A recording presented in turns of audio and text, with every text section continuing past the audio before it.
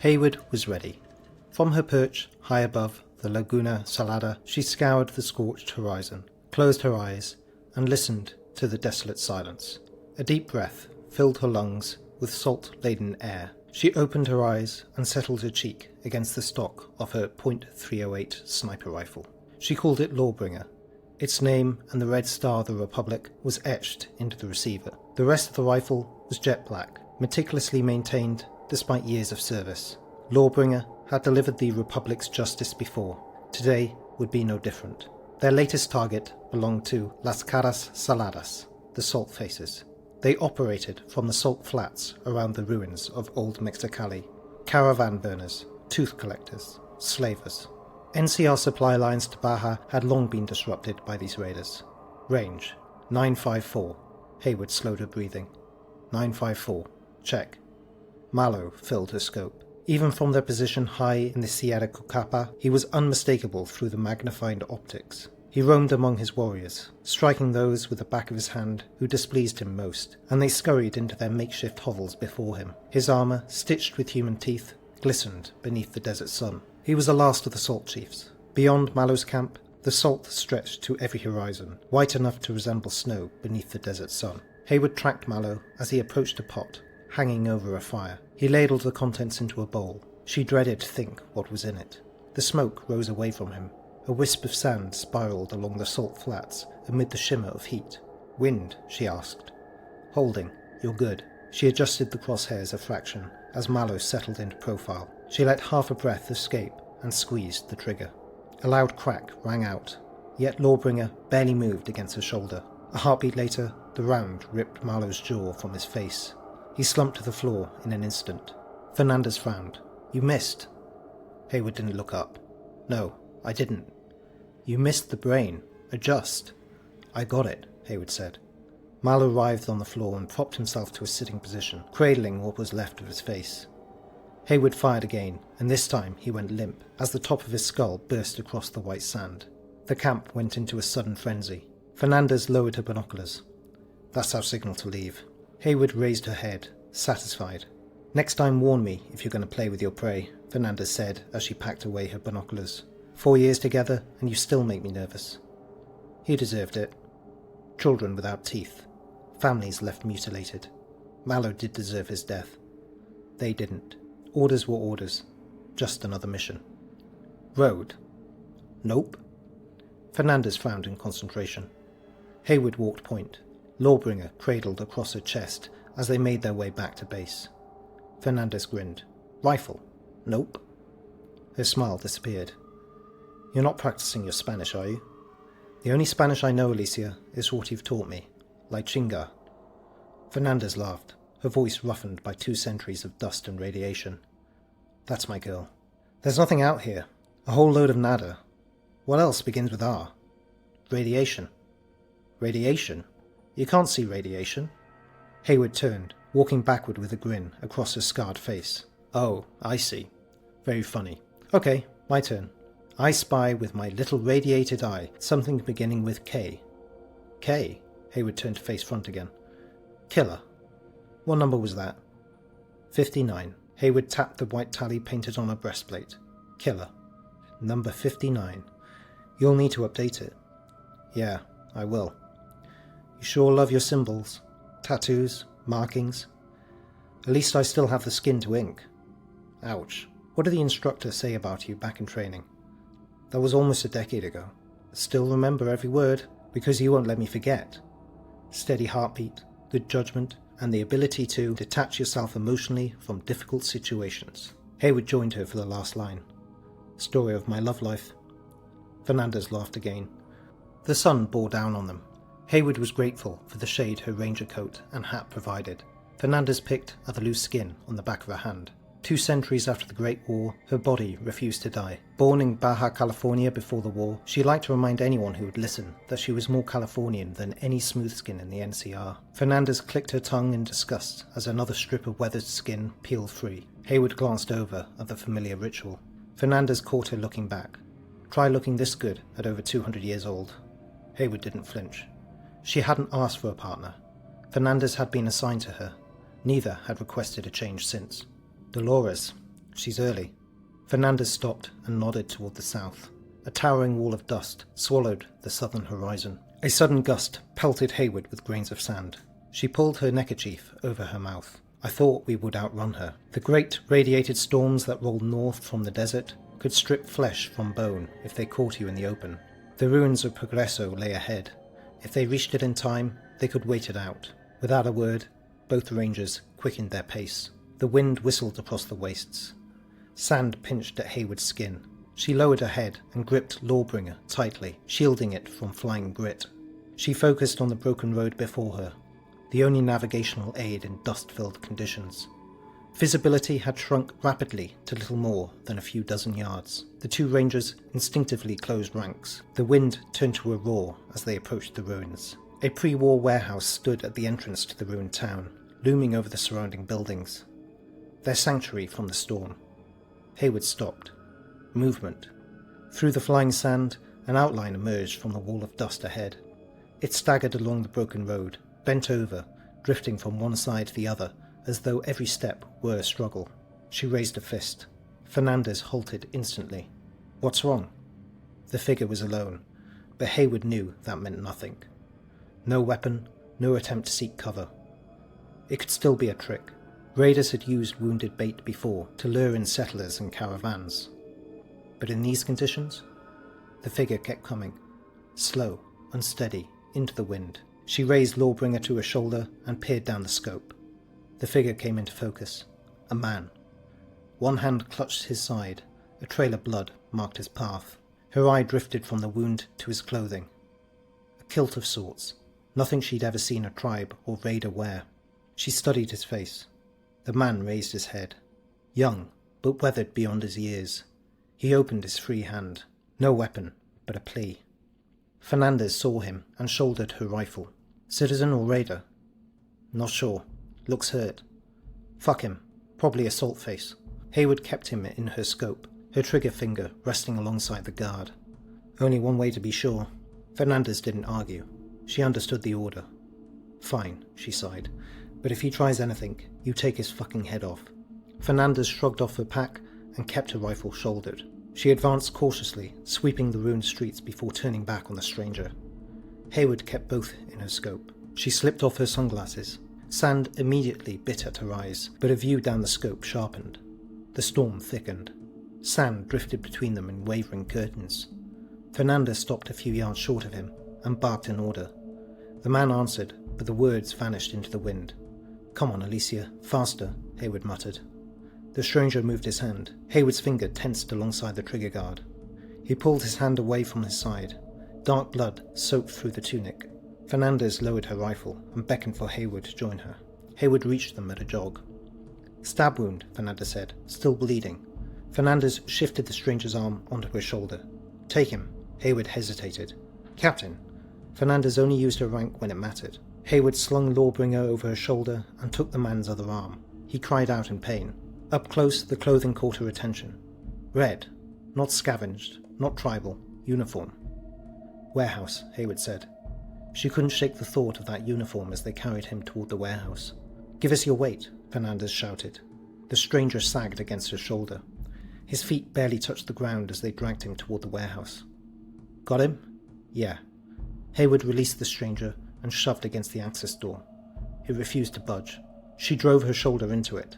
The rusted hinges gave way. Once inside, they eased the stranger onto the floor beside a stack of rotting crates. Rusted conveyor belts disappeared into the darkness above them. Fernandez slammed the warehouse door shut and braced it with a length of rusted shelving. Outside, the storm hammered at the corrugated walls.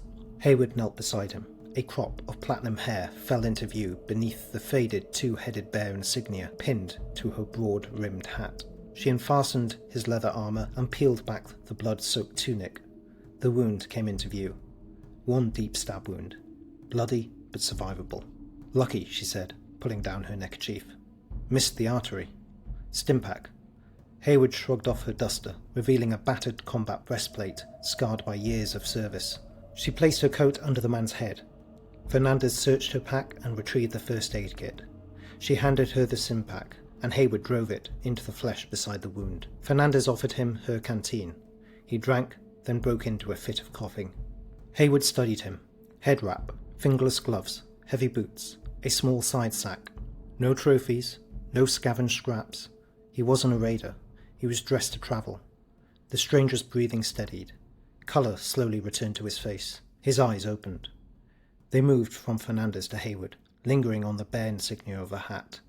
"Easy," Haywood said. "You're safe." He swallowed. "Water." Fernandez raised the canteen to his lips once more. "What's your name?" He paused for a moment. "Wheatus." Haywood frowned briefly. "Not from around here." "Where are you from?" "The Legion." Haywood and Fernandez exchanged a glance. He was lean rather than broad, all sinew and muscle. Black hair escaped beneath his head wrap. His face was angular, his jaw rough, with several days' stubble. "What are you doing here?" He turned his face into Haywood's coat and said nothing. Haywood finished dressing the wound, then nodded Fernandez toward the far end of the warehouse. "Legion? Remember those merchants who came through El Centro last summer? The ones who sold me a busted radio? They spoke of a tribe from across the Colorado.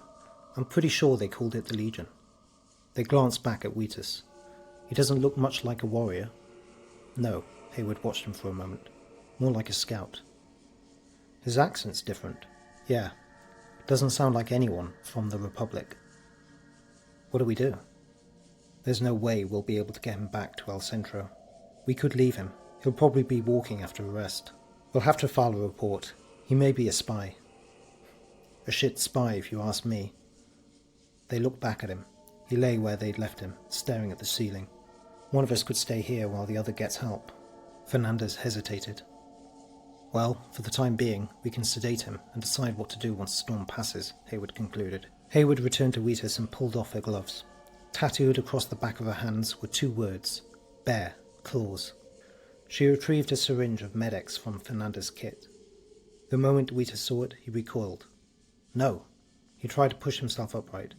Fernandez placed a hand on his shoulder and forced him gently back down. "Easy." "No," Wheatus repeated. "It is forbidden." "It'll help with the pain," Haywood said. "The pain reminds me I'm alive." Wheatus' eyes settled on her breastplate and the white lettered graffiti. "Californian Justice." Beneath it, 58. Then they drifted to the scar crossing her cheek, before finally setting on Fernandez. He flinched at her ghoulish appearance. "You saved my life." He hesitated. "I have nothing to give you." His eyes lowered. "Except a warning." "What warning?" "You wear the sign of the bear." He looked at the insignia on Haywood's hat. "You should know what is coming." "What is coming?" Haywood repeated. Wheatus swallowed hard and rested his head against Haywood's folded coat. "You are NCR. I've seen your warriors in Bullhead." He paused. "You should know." His voice dropped. "We are waiting." Outside, the storm raged. Every gust sent flakes of rust drifting from the rafters. "One day we will cross the great river, and we will crush you." Sunrise. Sunrise? The settlement? What about it? "It is gone." Gone? It had to be cleansed. Haywood's stomach tightened. For the first time that day, she forgot about the storm outside. "Bullhead?" Fernandez asked. Haywood nodded slowly. "Kimball's attack on the raiders." She looked back at Wheatus. If he's telling the truth, he was there. A beat passed. Watching. "When was the last caravan from Sunrise?" Fernandez asked. "I'm not sure. It's east of here, about a day's walk." Haywood crouched in front of him. "Start from the beginning." Wheatus remained silent. "How did Sunrise fall?" He closed his eyes. "I have repaid my debt." Haywood frowned. "What?" "You saved my life. I warned you. The debt is settled." "Then let's make another trade." Wheatus opened an eye. "You answer my questions, and when the storm passes, you're free to leave." "Perhaps we should take him as a prisoner, Captain," Fernandez said. "That all depends, Staff Sergeant. Let's start with what you are doing here." "I'm a speculatore." "What's that?" "A seeker for the Legion." "The Legion? That's your tribe? And what do you seek?" "Settlements." "Settlements like Sunrise?" "Yes." "And how did you get injured?" He paused. "In battle. Against the profligates of Sunrise." "So why are you this far west?" "I was separated from my brothers." Haywood studied him for a long moment. "You expect me to believe that?" Wheatus said nothing. You're leaving something out. His expression didn't change. You're a scout. Yes, scouts don't get lost, and they don't run west. She pointed toward the warehouse door. West is California. Your people are east. If you're here, she let the thought hang. You're running from something. I think you're a fugitive. Wheatus pushed himself to his feet with obvious effort. He swayed. Perhaps. Haywood rose to her feet. Tell me why you're really here. Wheatus staggered toward the door. If the rats don't get you, the storm will. He stopped, threw his head back, and breathed deeply. I must return. He turned to face them. You are both strong. I would not defeat you in battle, but I am faster, even wounded. You will not keep me. Haywood glanced at a rifle, and then back to Wheatus. Captain, say the word. Haywood paused. On what charge? He crossed into NCR territory. That makes him a spy. Haywood shook her head. This isn't NCR territory. Not yet, anyway. You're free to leave. Wheatus started toward the door. Wait. At least stay until the storm passes. There's enough room here for all of us. We don't have to speak again. Wheatus bowed his head. The storm showed no sign of relenting. The warehouse groaned with every gust. Fernandez unpacked a ration tin and broke apart some hardtack. She offered one piece to Wheatus. He hesitated before accepting it. In return, he reached into his side sack and produced a bundle of dried horsetail. Medicinal, he said simply. Fernandez looked at Haywood. Haywood nodded. Fair trade. While Wheatus repacked his bag, Haywood caught a glimpse inside. A coil of rope, glass vials, dried herbs, a clay cup, and something else. Orange, rectangular, familiar. Before she could place it, Wheatus closed the flap. They started a fire, and Wheatus offered to brew some Brock flower tea. He added a pinch of dried herbs from his satchel. Good for fatigue, he said. You certainly know your plants. The tea came to a boil, and he poured it into 3 cups. Metal for the Rangers, clay for himself. Wheatus raised his cup. Ad salutem. He drank deeply. The Rangers, after a cursory glance, followed suit. The brew was earthy, with a bitter finish that lingered on Haywood's tongue. Wheatus settled against the wall and closed his eyes. Long day, Fernandez muttered. You know, she continued, for all we know, we might be the first NCR Rangers to meet one of them. The Legion, I mean. Depends if you believe what High Command's been telling us. You've always had a problem with authority, Fernandez yawned. Haywood smiled and took a sip of the tea. Only the incompetent kind. Meaning? Meaning I've buried Rangers because some baron's son wanted a promotion. Ain't that the truth? Fernandez rubbed her eyes and settled back. Do you think he's telling the truth? About Sunrise? Haywood sat back against an old crate. I'll take first watch. Get some sleep, Alicia. Haywood sat with Lawbringer across her knees. Outside, Dolores continued to howl. Haywood could feel her eyelids falling. Who really was Wheatus? Her blinks felt slower and deeper, the fire warmer. She heard Wheatus murmur in his sleep. Most of it was indistinct, but one word came through clearly. Stars.